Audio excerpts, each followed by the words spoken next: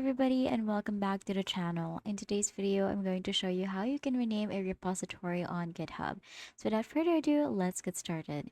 First things first, you're going to head over to github.com and then log in or create an account. From here, you're going to tap on your profile icon at the top right here and then select repositories from the menu that will appear. From the repository page, you're just going to choose the repository that you want to rename, for example, this one. And then from here, you're going to select settings from the tabs at the top. So just click on the settings tab. And then from here, under the general section, you will be able to see this repository name.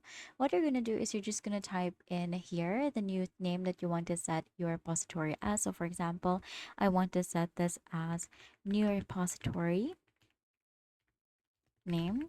And then from there, you're just going to click on rename right here. And then you have to verify it.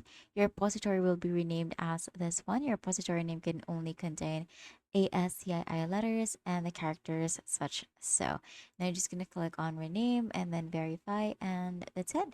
That is how you can rename your repository on GitHub. If this video helped you, please don't forget to like the video and subscribe to the channel for more videos like this.